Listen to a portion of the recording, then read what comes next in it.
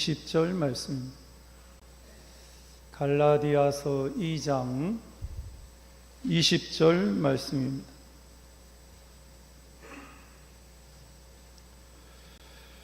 우리 함께 읽겠습니다. 내가 그리스도와 함께 십자가에 못 박혔나니 그런즉 이제는 내가 사는 것이 아니요 오직 내 안에 그리스도께서 사시는 것이라. 이제 내가 육체 가운데 사는 것은 나를 사랑하사 나를 위하여 자기 자신을 버리신 하나님의 아들을 믿는 믿음 안에서 사는 것이라. 아멘. 예루살렘 찬양대에 찬양 있겠습니다.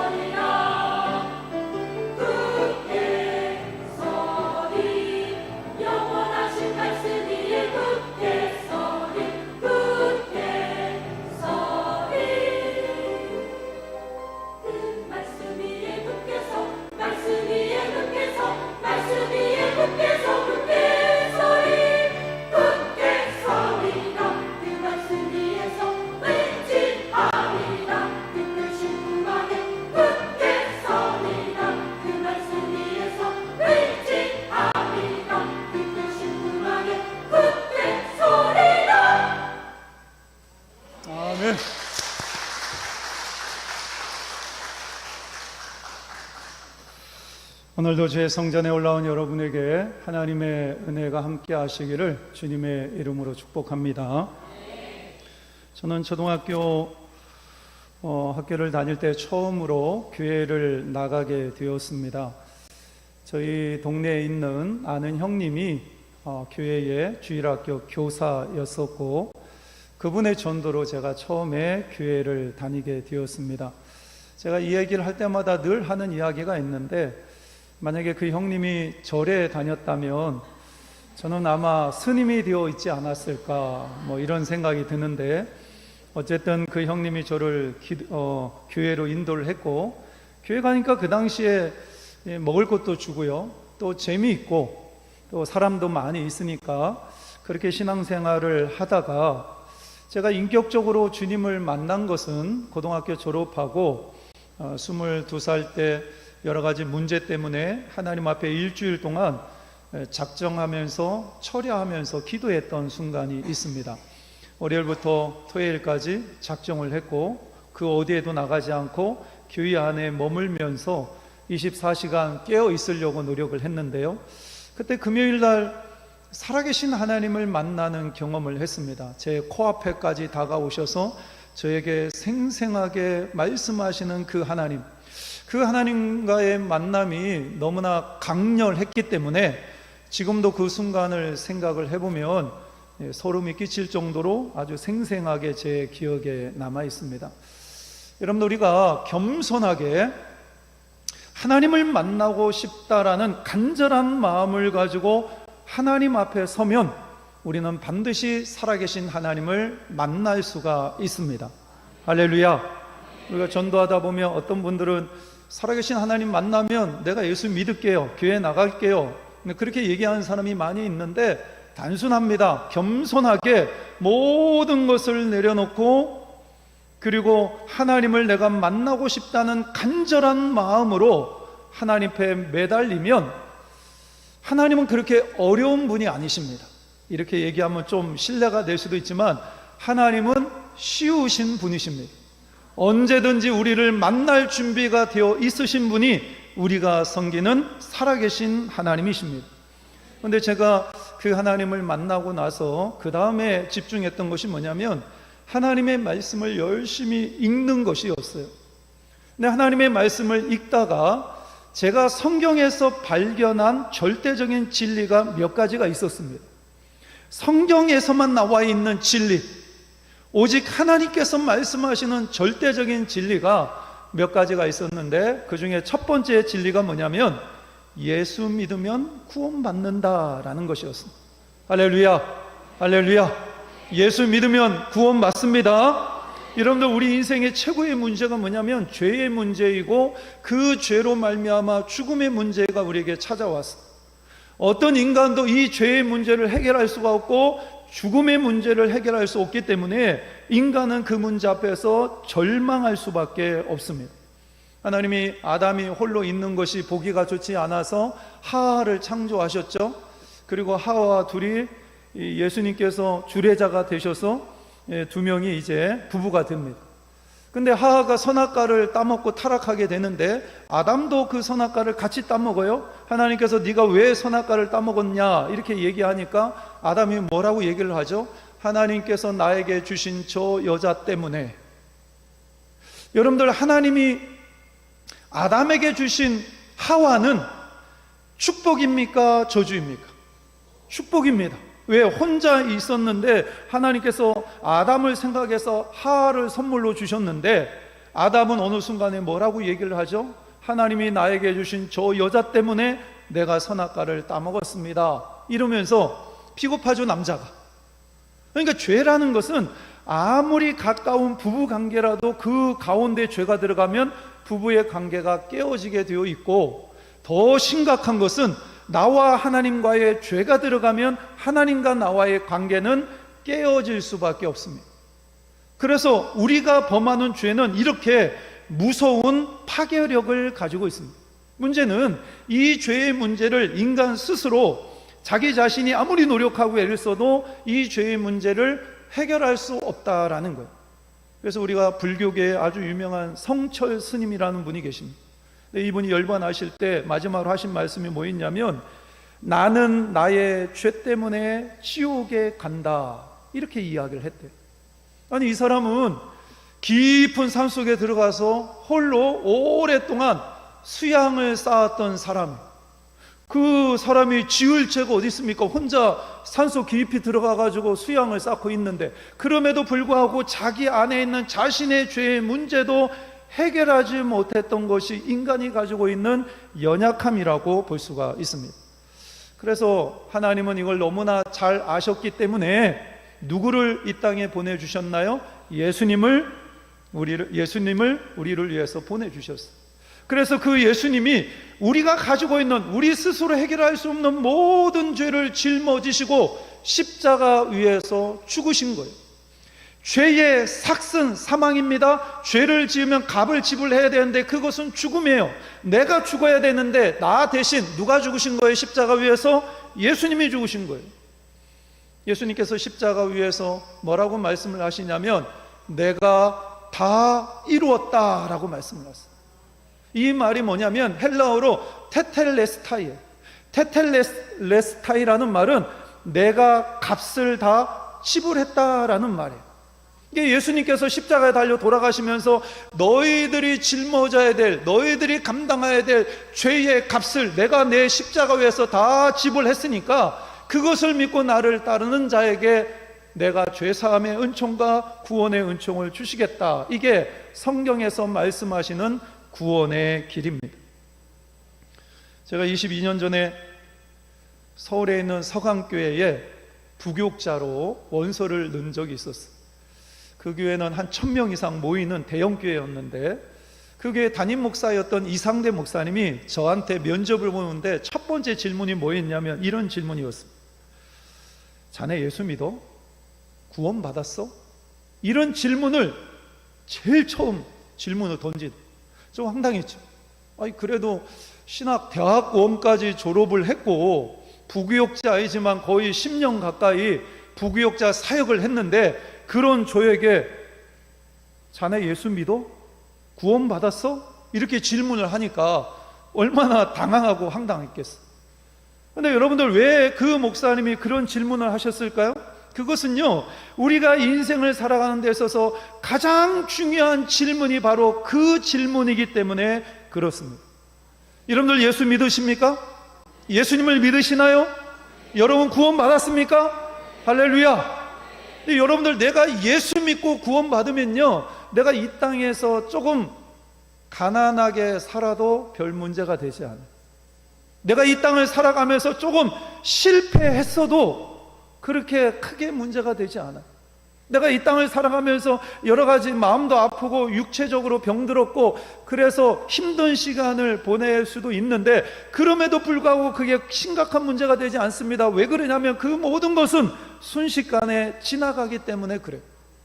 그리고 우리가 예수 그리스도를 믿고 있으면 하나님이 우리에게 약속하신 것이 있잖아요. 죄 사함 받고 하나님의 백성이 되어서 하나님의 나라 천국에 들어가서 영원한 생명을 누릴 수 있는 자가 되기 때문에 우리가 예수 그리스도를 믿고 구원받았다면 우리의 삶 가운데 다가오는 여러 가지 문제가 그렇게 심각한 문제가 되지 않는 거예요. 왜? 순식간에 지나갑니다. 그 모든 문제는. 그리고 우리는 영원히 하나님의 품에서 영생을 누리면서 살 수 있는 존재가 되기 때문에 우리는 어떤 상황 속에서도 항상 기뻐하고 범사에 감사할 수 있는 성도가 될 수가 있습니다. 할렐루야, 할렐루야. 이걸 믿으시는 여러분들이 되시길 바랍니다. 한번 따라해 보세요. 다 틀렸다. 아니, 크게 따라하세요. 다 틀렸다. 지옥 가기는 다 틀렸다. 네, 할렐루야. 우리는 지옥하고는 전혀 상관없는 인생이 됩니다. 얼마나 놀라운 축복입니까? 그런데 여러분들 우리가 예수 그리스도를 믿는다라는 게 뭘까? 우리가 예수 그리스도를 믿고 우리가 어떻게 살아야 되는가? 이게 굉장히 중요한 질문입니다. 그 질문에 대해서 오늘 본문의 말씀은 우리에게 아주 중요한 영적인 진리를 가르쳐 주고 있습니다. 오늘 본문 말씀을 우리 함께 읽겠습니다. 내가 그리스도와 함께 십자가에 못 박혔나니 그런즉 이제는 내가 산 것이 아니요 오직 내 안에 그리스도께서 사시는 것이라. 이제 내가 육체 가운데 사는 것은 나를 사랑하사 나를 위하여 자기 자신을 버리신 하나님의 아들을 믿는 믿음 안에서 사는 것이라. 할렐루야. 갈라디아서 2장에 보면 문제가 하나 있었는데 이 갈라디아 교회 안에 율법주의자 유대인들이 있었어요. 근데 그 사람들이 교회 안에 들어와 가지고 성도들에게 잘못된 가르침을 주고 있었는데 어떤 가르침이었냐면, 야, 예수 믿는 거 중요하지. 그러나 예수 믿는 것으로는 뭔가 부족해. 그러니까 너희들이 할례도 행해야 되고 율법도 지켜야 너희들이 온전히 구원받을 수 있어 라고 이야기를 했어요. 근데 이 이야기를 들은 사도 바울이 뭐라고 얘기를 했냐면, 우리는 율법으로 의롭게 되는 것이 아니라 십자가 위에서 죽으신 예수 그리스도를 믿음으로만 우리는 의롭게 될 수가 있다, 이러면서 아주 강하게 반발을 했습니다. 그 말씀의 절정이 오늘 본문의 말씀에 나와 있어요. 여러분들 짧은 말씀이죠. 그러나 이 말씀은 복음을 아주 짧고 아주 강력한 문장으로 하나의 절로 정리를 내서 우리에게 말씀을 주고 있습니다. 오늘 본문의 말씀을 보면 어떤 의미가 있냐면, 예수님께서 우리의 죄를 위해서 십자가 위에서 죽으셨는데 중요한 것이 뭐냐면, 내가 그리스도와 함께 십자가에 못 박혔나니 라는 거예요. 예수님만 십자가에 못 박힌 것이 아니라 누가 같이 십자가에 못 박힌 거예요? 내가 십자가에 함께 못 박혔다. 그러면서 예수님이 죽으실 때 나도 같이 죽는 거예요. 나도 예수님과 함께 죽는 거예요. 그리고 그 예수님이 내 안에 들어와서 다시 사시는 것, 이것이 바로 구원이다, 이렇게 이야기를 합니다. 뭐냐면 주인이 바뀌는 거예요. 예수님을 믿기 전에는 내가 내 인생의 주인이었어요. 그래서 내 마음대로, 내 계획대로, 내 뜻대로 살았어요. 그러나 예수님을 딱 믿는 순간 나는 죽어버리고 내 안에 누가 들어온 거예요? 예수님이 들어오셨어요. 그래서 예수님이 주인 되어서 내 삶을 이끌어가는 삶, 이것이 구원의 삶이라는 거예요. 그래서 예수 믿는 사람에게 중요한 것은 뭐냐면, 예수님처럼 생각하고 예수님처럼 말하고 예수님처럼 행동하는 거룩한 삶을 향하여 날마다 치열한 영적인 싸움을 싸우는 사람, 이런 사람이 진정한 그리스도인이다, 이렇게 하나님은 말씀하고 있습니다. 여러분들, 예수님을 믿는다라는 것은 단순히 도덕적으로 좋은 사람이 되는 것이 아니라 완전히 새로운 피조물이 되는 것입니다. 내 뿌리부터 내 근본적인 존재의 변화가 일어나는 것, 이것이 바로 예수 믿는 것이다, 이렇게 말씀을 하고 있습니다. 여러분들, 이제까지 인생을 살아오면서 여러분을 가장 힘들게 했던 것이 무엇이었을까요? 여러분들, 이제까지 신앙생활 하면서 여러분들 신앙생활 잘 하고 싶은데 그 신앙의 삶을 방해하는 가장 큰 장애물이 무엇이었습니까? 저는 알고 있습니다. 그게 뭐냐면 바로 자기 자신입니다. 여러분의 인생을 살아가면서 여러분을 가장 힘들게 만들고, 우리가 신앙생활을 하면서 가장 큰 영적인 장애물이 뭐냐면, 여전히 십자가 위에서 죽었어야 되는데 여전히 살아있는 자기 자신, 이것이 우리가 신앙생활을 하면서 가장 큰 영적인 장애물이 됩니다. 신앙생활을 오래 했음에도 불구하고 왜 신앙이 성장하지 않을까요? 왜 신앙생활을 오래 했음에도 불구하고 어린아이 신앙에 계속 머물러 있을까요? 왜 다른 사람들은 살아계신 하나님을 만나고 그들의 삶 가운데 찬양이 있고 간증이 있는데 왜 나는 그런 살아계신 하나님의 능력을 경험하지 못할까요? 근본적인 문제는 내가 죽지 않았기 때문에 그래요. 내가 죽지 않았기 때문에. 여전히 내가 살아있어요. 나의 자아가 죽어야 되고, 나의 자존심이 죽어야 되고, 내 혈기가 죽어야 되고, 나의 세상적인 욕망이 십자가에서 같이 죽었어야 되는데 그게 죽지 않은 거예요. 여전히 내 안에 남아있는 거예요. 그래서 사도 바울이 뭐라고 고백을 합니까? 나는 날마다 죽노라, 날마다 나는 죽노라, 이런 고백을 합니다. 따라해 보세요. 날마다 나는 죽노라. 예, 사도 바울도 신앙이 그렇게 좋은 사람이었지만 죄로 오염된 육체를 가지고 있기 때문에 계속해서 자기 안에서 자기의 자존심이 나오고 자기의 욕망이 나오고, 예? 이런 게 계속해서 나오니까 이 사도 바울도 성령 안에서 그걸 자꾸 죽이려고 하는 거예요. 여러분, 우리가 이 죄로 오염된 이 육체를 가지고 있는 한 주님 부르시는 그날까지 이 싸움은 계속해서 싸워야 됩니다. 나의 혈기가 아직 죽지 않았잖아요. 나의 자존심도 아직 죽지 않았잖아요. 나의 세상적인 욕망도 여전히 살아있잖아요. 그래서 우리는 성령 안에서 기도하면서 나는 날마다 죽노라, 이런 믿음의 결단이 내 삶 가운데 끊임없이 나타나야 되는 거예요. 고린도전서 3장 1절 말씀에 보면 이 사도 바울이 고린도 교회에 쓴 편지입니다. 그런데 뭐라고 얘기하냐면, 형제들아, 내가 신령한 자들을 대함과 같이 너희에게 말할 수 없어서 육신에 속한 자 곧 그리스도 안에서 어린아이를 대함과 같이 하노라, 이렇게 이야기를 합니다. 고린도 교회 너희들을 신령한 사람으로 대우해야 되는데 나는 너희들을 어린아이와 같이 대할 수밖에 없다, 사도 바울이 이렇게 이야기를 합니다. 고린도 교회가 오래됐어요. 은사도 있었고요, 능력도 있었어요. 근데 왜 사도 바울은 그 교회에 대해서 내가 너희들을 신령한 사람으로 대하지 않고 영적으로 보면 어린아이와 같이 내가 너희를 대한다라고 얘기했을까요?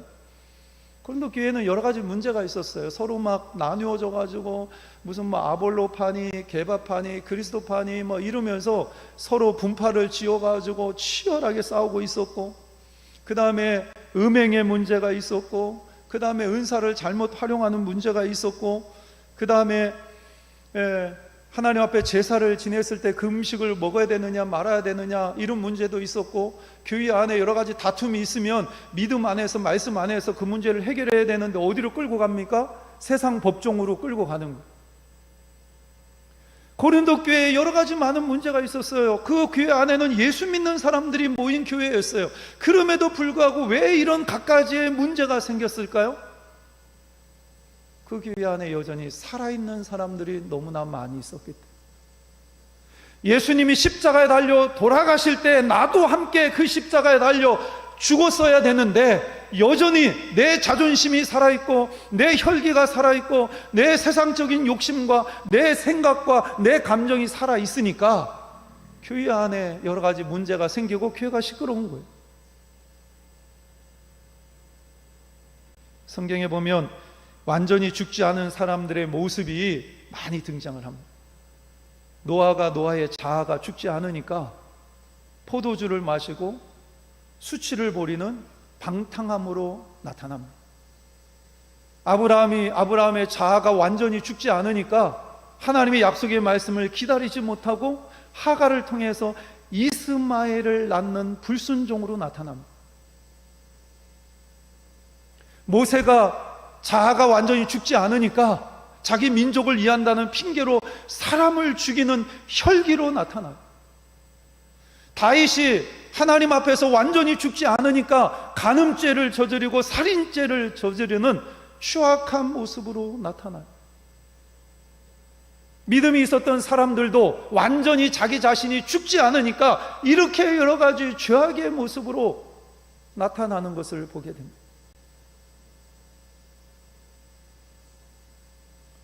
제가 목회를 해보니까 이 교회 다니는 사람들 중에 예수님을 믿는데 예수님을 어떻게 생각하고 예수님을 믿느냐, 크게 이제 세 종류의 모습으로 나타나더라고요. 어떤 사람은 첫 번째로 예수님을 종처럼 생각을 해요.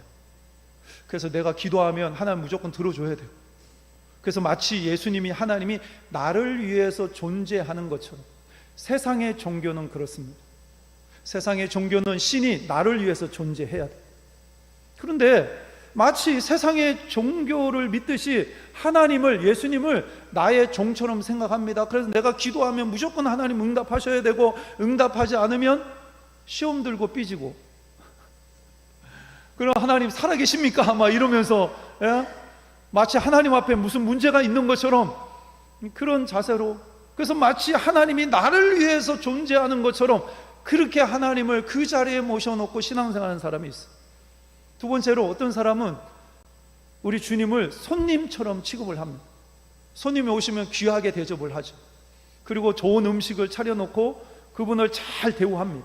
근데 그 손님은 그 집에 와가지고 생수 한 그릇도 맘대로 못 먹어요. 만약에 물이 먹고 싶으면 주인한테 물어봐야 돼요. 아, 네, 지금 목이 마른데 물 좀 한 컵 먹어도 되겠습니까? 냉장고 문을 열어도 되겠습니까? 이러면서 주인한테 허락받고 물을 먹는 거예요. 무슨 얘기냐면 우리가 하나님을 믿는데, 예수님을 믿는데 하나님 찬양합니다, 예배합니다 이러면서 하나님을 높여드리고 귀하게 대우를 하는데 삶의 주도권과 소유권을 누가 가지고 있냐면 내가 가지고 있어, 여전히. 그래서 우리 교회 오면 가장 중요한 것 중에 하나가 뭐냐면 주유성수하고 11조를 드리는 것이잖아요. 처음에 교회 올 때는 이 주유성수하고 11조 문제가 쉽지 않아요. 어려워요. 쉬운 문제는 아니에요. 근데 신앙생활을 10년 하고 20년 하고 직분을 받아가고 있는데 여전히 주일성수 문제, 11조 문제 이런 것 때문에 고민하고 갈등하고 있다면 자기 인생의 소유권을 누가에게 주고 있는 거예요? 왔다 갔다 하는 거예요. 하나님이 내 인생의 주인이라고 얘기했다가 어느 순간에 보면 내가 내 인생의 주인인 것 같고, 그러니까 고민하고 갈등하는 거예요. 여러분들, 내가 말씀 안에서 내 신앙이 똑바로 서면 절대로 신앙생활은요 혼란스럽지 않습니다. 단순해지고 선명해집니다. 내가 뭘 해야 될지, 뭘 하지 말아야 될지, 내가 어디를 가야 될지 말아야 될지 그 모든 것이 분명해져요. 근데 여러분들 신앙생활을 오래 했음에도 불구하고 여전히 혼란스럽고 여러분들 여전히 헷갈리고 있다면 여러분의 중심에 하나님이 안 계신, 여전히 내가 내 인생의 주인이 돼서 살고 있는 거. 그러니까 인생이 혼란스러운.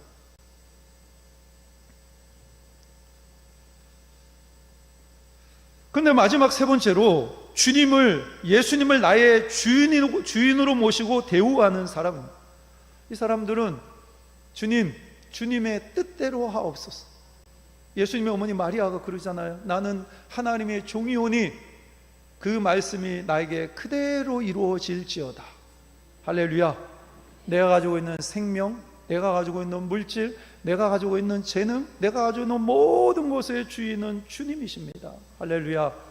내가 어떤 일을 결정할 때, 어떤 일을 할 때 가장 중요하게 던지는 질문이 뭐냐면, 과연 내가 이 일을 할 때 하나님이 기뻐하실까? 예수님이라면 어떻게 하셨을까? 이런 질문을 하는 거예요. 그러면 모든 것이 선명해집니다. 분명해집니다. 근데 이런 질문을 안 하니까 헷갈리는 거예요. 혼란스러워. 그래서 내가 내 인생을 살아갈 때 내 인생, 내가 가지고 있는 모든 것의 주인은 주님이십니다. 내 인생조차도 주님의 것입니다. 그리고 내가 내 인생을 어떻게 살아가야 될 것인가? 하나님의 뜻이 어디에 있습니까? 예수님이라면 어떻게 하셨을까요? 이렇게 끊임없이 질문하면서 그 예수님의 말씀 앞에 민감하게 반응하면서 살아가는 사람, 이 사람이 예수님을 주인으로 모시고 살아가는 사람. 사사기에 보면 이스라엘 백성들이 실패의 역사가 기록되어 있습니다. 이스라엘 백성들이 하나님께서 아브라함에게 약속하셨던 젖과 꿀이 흐르는 가나안 땅을 차지하잖아요. 좋은 땅입니다. 젖과 꿀이 흐르는 땅이에요. 근데 그곳에서 이스라엘 백성들이 하나님을 잘 섬기고, 그리고 하나님의 말씀대로 순종하고 잘 먹고 잘 살면 아무 문제 없었어요. 그런데 하나님께서 이스라엘 백성들에게 젖과 꿀이 흐르는 애굽 땅에서 430년 동안 종살이했던 그 사람들을 데리고 하나님이 그들에게 가나안 땅을 주셨는데 그들이 그 땅에서 우상 숭배하고 불순종합니다. 왜 그들이 타락했을까요? 사사기 기자는 이렇게 이야기를 합니다. 사사기 21장 25절 말씀에 보면 함께 읽겠습니다. 그때에 이스라엘에 왕이 없으므로 사람이 각기 자기의 소견에 옳은 대로 행하였더라. 가나안 땅에 그 당시 사사기 시대에 이스라엘에게 왕이 없었대요. 왕이 없었나요? 왕은 계셨어요. 하나님이 이스라엘의 왕이 되셔야 돼요.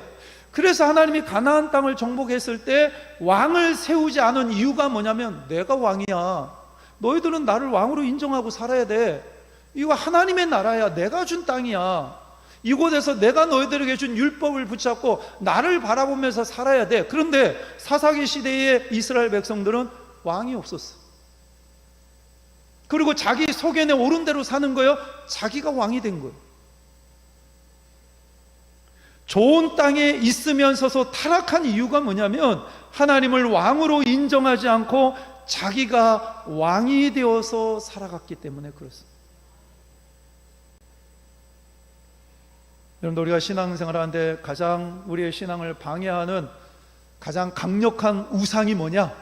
나입니다. 내가 인생을 살아가면서, 신앙생활을 하면서 가장 강력하게 나의 신앙의 삶을 가로막고 있는 장애물이 뭐냐? 나입니다. 여러분들, 핑계 대지 마세요. 도망가려고 하지 마세요.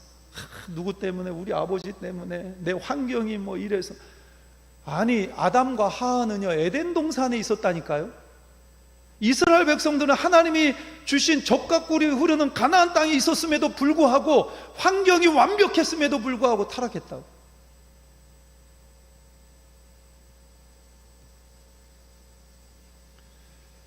내가 가정 안에서 죽어야, 내가 가정 안에서 죽고 예수 그리스도로 내가 다시 살아나야 우리의 가정이 새롭게 됩니다. 내가 교회 안에서 내가 죽고 예수 그리스도의 능력으로 내가 다시 살아날 때 우리 교회는 새로워질 수가 있습니다. 내가 예수 그리스도를 나의 주인으로 인정하고 살게 되면 하나님이 나를 지배하기 시작하고, 그때부터 하나님의 능력이 내 삶 가운데 나타나기 시작을 하는 거예요. 내가 주인이 돼서 내 인생을 살다 보니까 내 힘으로, 내 능력으로 인생을 살려고 하니까 피곤하고 힘든 거예요. 근데 하나님을 내 인생의 주인으로 모셔드리고 그분이 내 인생을 주관하기 시작하면 하나님의 능력이, 주님의 능력이 나의 삶을 통해서 나타납니다.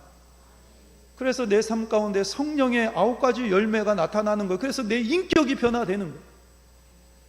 예전에 10년 전에도 막 혈기 부리면서 그렇게 살았던 사람이 예수님을 믿고 예수님을 나의 주인으로 인정하면서 살다 보니까 혈기가 사라집니다.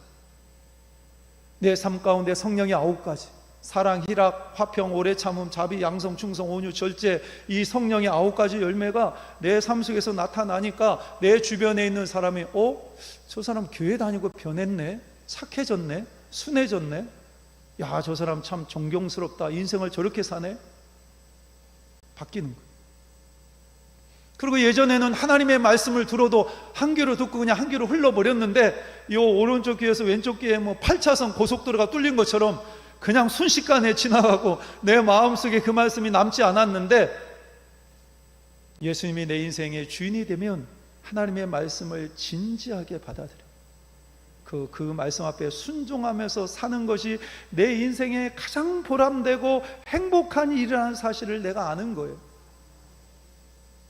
그리고 하나님의 능력이 내 안에 임하면서 죄와 싸워서 이기고, 세상과 싸워서 이기고, 유혹과 싸워서 이기는 능력의 삶을 사는 그리스도인들이 될 수가 있습니다.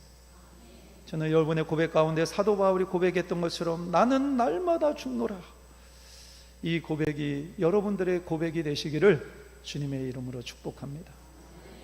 하나님 아버지, 오늘도 살아계셔서 우리에게 생명의 말씀을 주신 하나님을 찬양합니다. 그렇습니다. 나를 가장 힘들게 하고 내 신앙의 최대의 장애물은 바로 나였음을 고백합니다.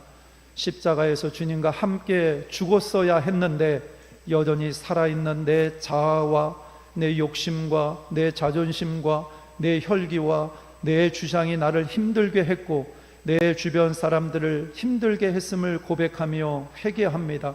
사도 바울처럼 날마다 죽게 하여 주시옵소서, 죽게 하여 주시옵소서, 그리고 그리스도와 함께 살아나게 하여 주옵소서, 능력의 삶을 살 수 있도록 선하게 인도하여 주옵소서. 예수님의 이름으로 기도하옵나이다. 아멘.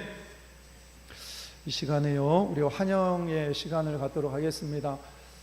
하나님께서 생명을 주시고 이 땅에 태어나서 처음으로 예배 자리에 나오는 아기가 있습니다. 정말로 귀한데요. 우리 엄마하고 아빠하고 함께 앞으로 나와주시기를 바랍니다.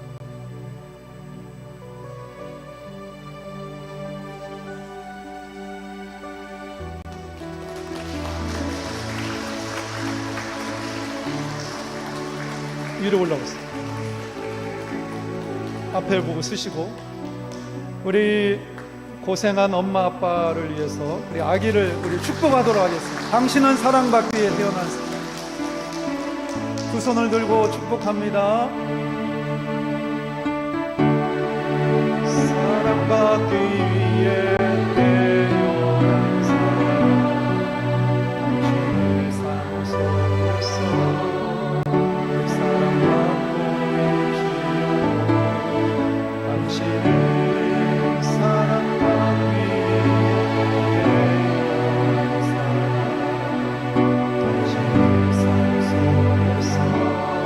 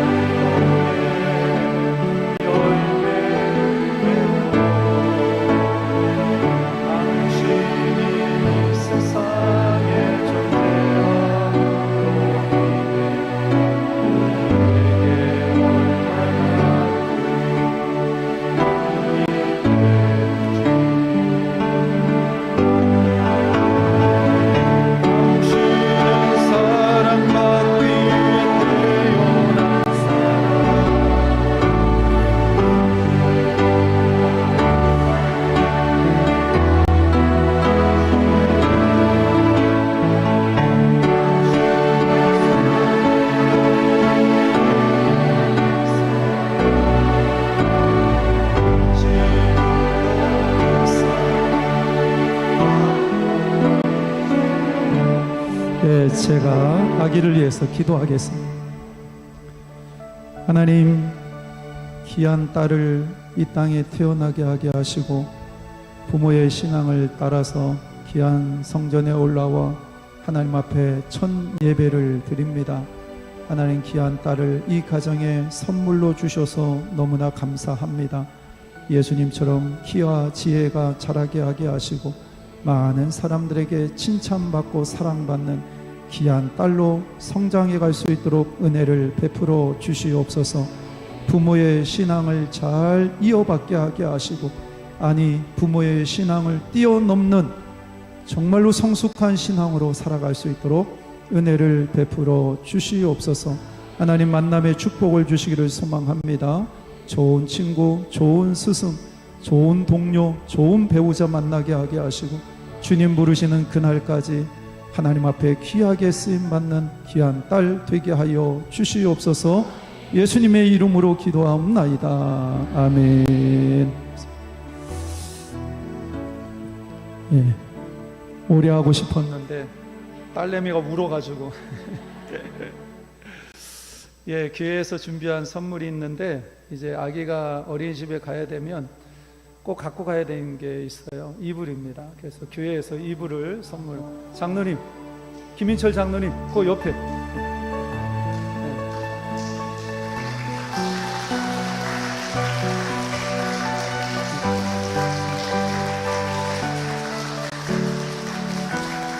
아기가 태어나서 처음으로 예배 드린다라는 큰 의미가 있습니다. 이제 세례 예식을 진행하도록 하겠습니다. 우리 성수와 엄마 아빠 앞으로 나와주. 아니, 들어가시 마시고 남아겠습니다.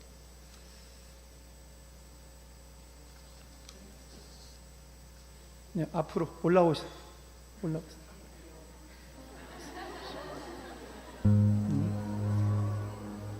네, 저를 보고 서시기 바랍니다.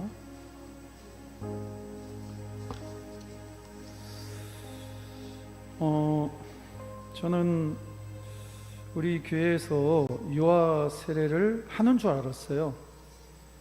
그런데 처음이라는 말을 들었습니다. 교단마다 조금씩 다른데 우리 기독교에 대한 성결교회에서는 유아 세례를 인정을 합니다. 그래서 유아 세례를 할 수가 있고요. 목사님, 담임 목사님의 목회 방침에 의해서 헌화식으로 대체하는 경우도 있고 유아 세례를 베푸는 경우도 있습니다. 둘 다 틀리지 않다라고 볼 수가 있고요. 저는 담임 목사로서 이제까지 제 목회하면서 유아 세례를 했어요. 엄마하고 아이에게 유익하다고 생각했기 때문에 했습니다. 그래서 이번에도 장로님이 물어보셔서 하겠습니다라고 얘기를 했는데, 그래서 우리 교회에서 이제 제가 부임하고 나서 첫 유아 세례를 진행을 합니다. 앞으로도 부모님이 원하면 제가 계속해서 유아 세례를 진행을 할 예정입니다. 유아 세례를 진행합니다. 예식사. 유아 세례는 구약 시대에 행해진 할례와 신약 시대의 자주장사 루디아와 빌립보 성의 간수가 예수님을 영접하고 온 집이 세례를 받은 것을 근거로 어린 아이들에게 행해지는 세례 예식입니다. 부모는 이 예식을 통해 자녀를 믿음으로 양육할 것을 서약함으로 경건의 본이 되어야 합니다. 이 자리에 성령님이 함께 하실 것입니다. 우리 찬송가 314장 1절만 찬양하겠습니다.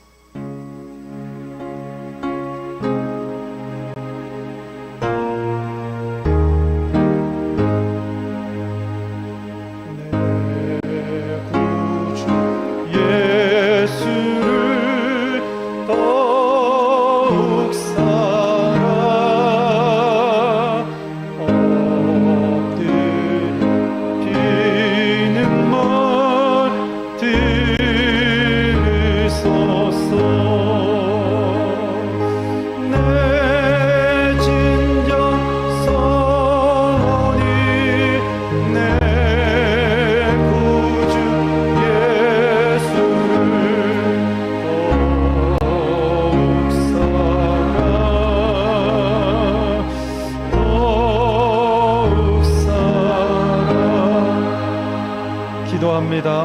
오신 하나님, 오늘 유아 세례를 받는 송수와 장하을 귀한 자녀를 위해서 기도합니다.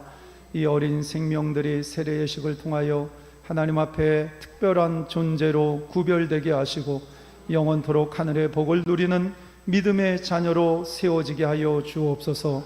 우리에게 귀한 선물로 주신 자녀이지만 이 아이의 참 주인은 하나님이심을 고백합니다.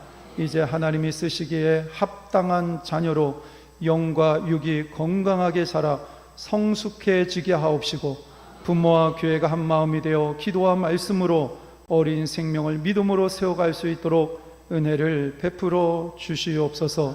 어린아이가 내게 오는 것을 금하지 말라 말씀하신 예수 그리스도의 이름으로 기도하옵나이다. 아멘.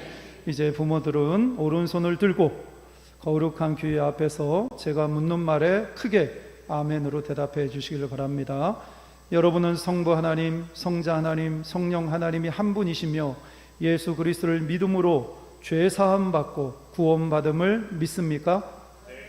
여러분은 아이의 참 주인은 하나님이시며 그러기에 부모의 뜻대로가 아닌 하나님의 뜻대로 자녀를 양육해야 함을 인정하십니까?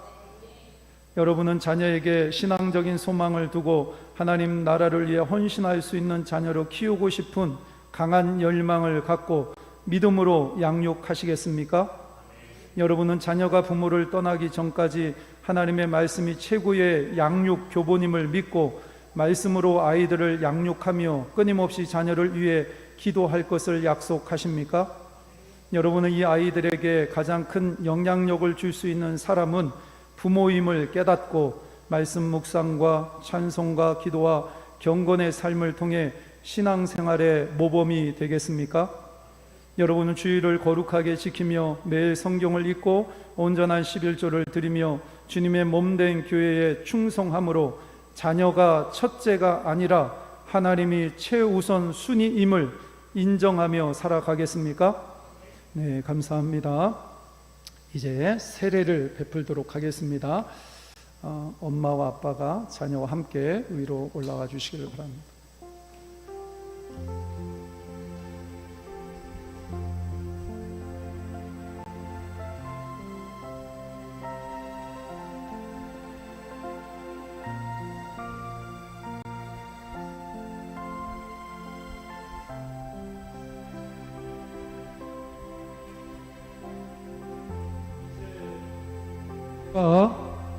송수아에게 성자와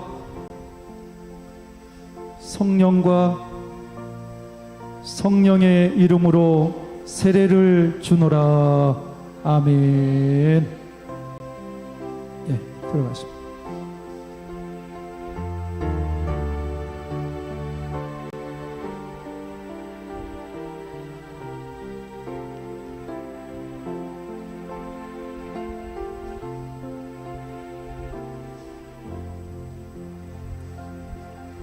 내가 장하을에게 성부와 성자와 성령의 이름으로 세례를 주노라. 아멘.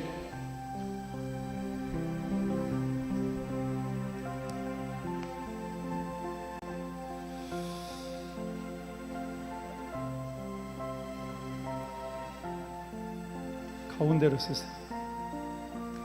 가운데로 딱 써야 앞에서 보기에 불편하지 않아요. 네, 감사합니다. 네. 이제 공부합니다. 오늘 세례받은 성수와 장하을은 그리스도교의 일원이 되었고 기독교 대한성결교회 북외제일교회 유아 세례 교인이 되었음을 성부와 성자와 성령의 이름으로 공포하노라. 기도하겠습니다. 거룩하신 하나님, 오늘 하나님께서 부름받은 성수와 장하을 어린 생명에게 세례를 베풀어 거룩한 자녀로 구별하여 세웠습니다. 예수님처럼 키와 지혜가 자라게 하시고 사람들과 하나님에게 사랑받는 자녀로 성장할 수 있도록 도와주옵소서. 죄악과 각종 사고로부터 지켜주시고 믿음으로 성장하여 하나님께 귀하게 쓰임받는 자녀가 될 줄 믿습니다.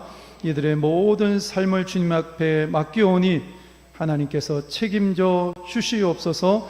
예수님의 이름으로 기도하옵나이다. 아멘. 이제 축하의 시간을 갖도록 하겠습니다. 꽃다발. 네.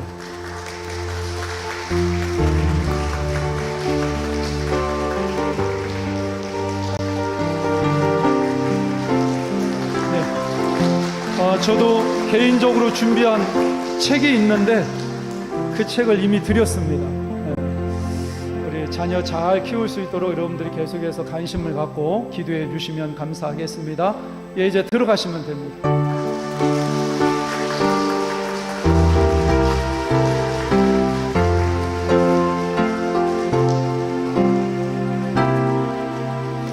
우리 찬송가 213장 찬양하시면서 귀한 예물 올려드리겠습니다.